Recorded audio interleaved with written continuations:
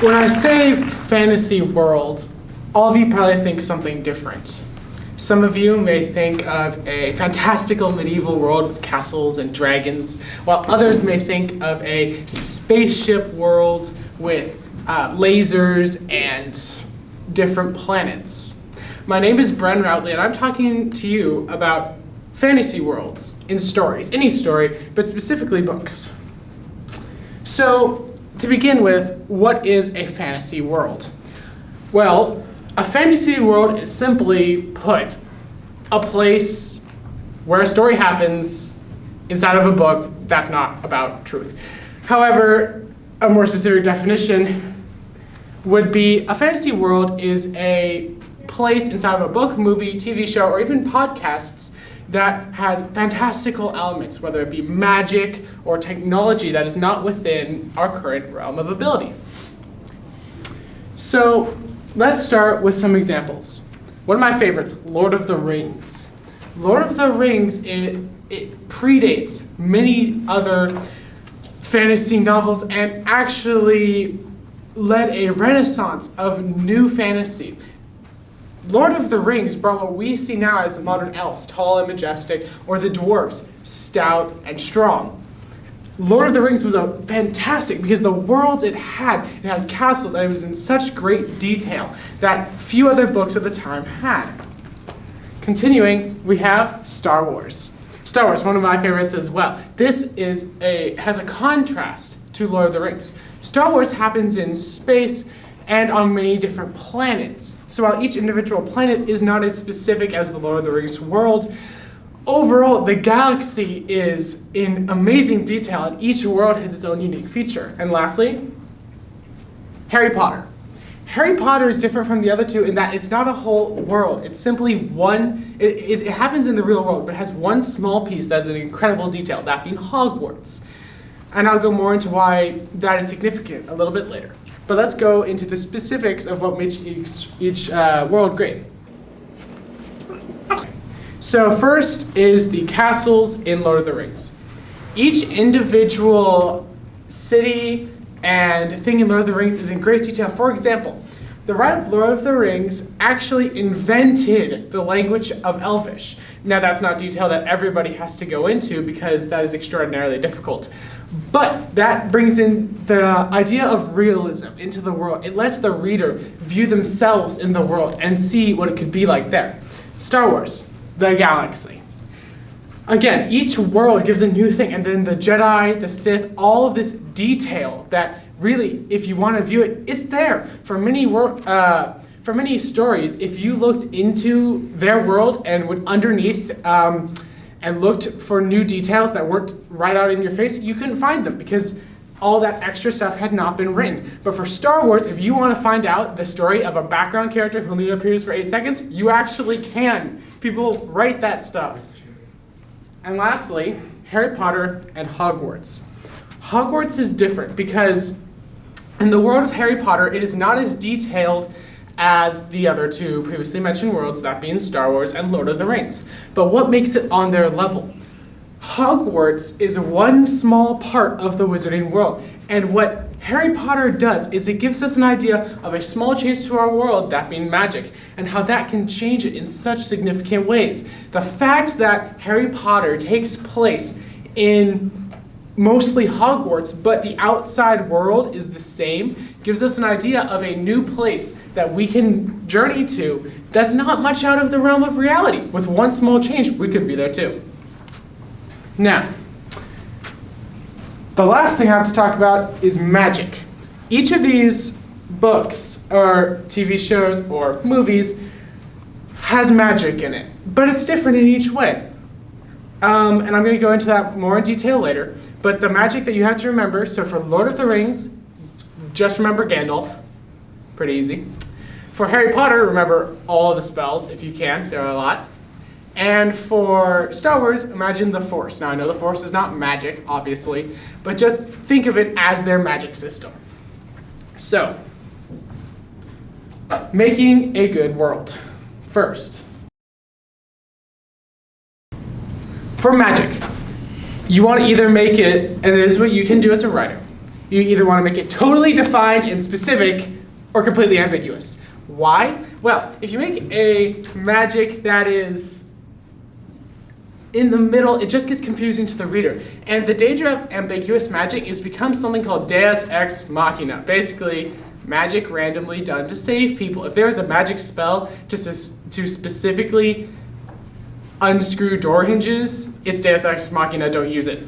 So you want either specific details so that the reader knows what to expect, or the unknown. If you're writing a story where the main character has magic, make it defined. Don't make it completely unknown. If you write a story where the main character doesn't have magic, do not have the main villain have that ambiguous magic and fighting the main character, because then it ruins the point. How is that if the main character can go up with a sword and kill the ultimate villain who has this amazing magic, it doesn't make sense. Continue on a good fantasy world. So use details in your scenery.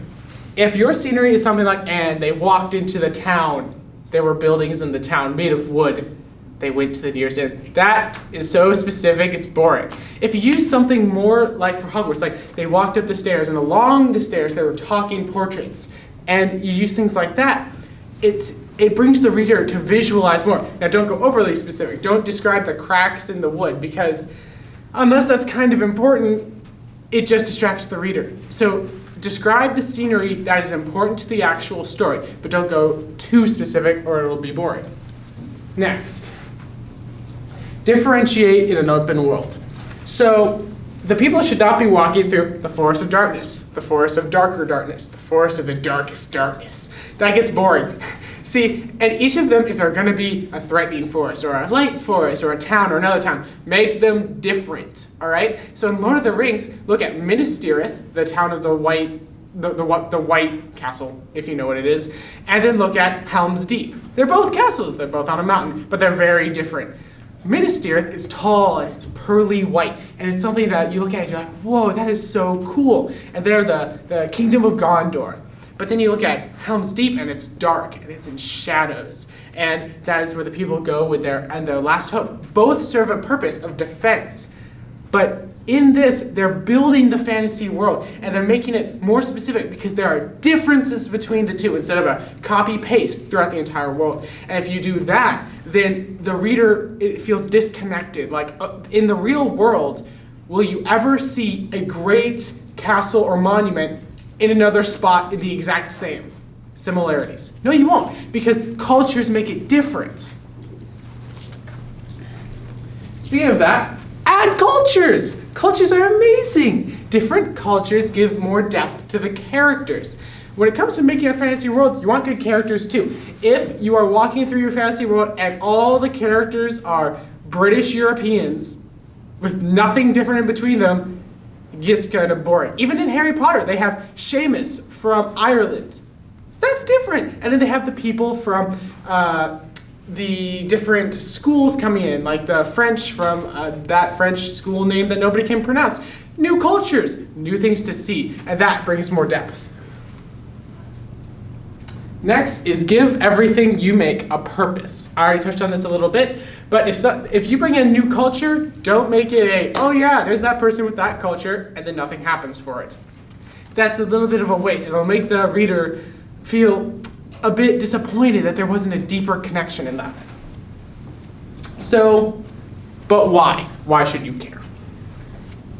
Well, this new ability to make great fantasy worlds gives you immersion into your books. Who has read a book and while they're reading it is almost like a movie playing in their head? They don't actually see the words on the page, it's more of they can see it in their eyes.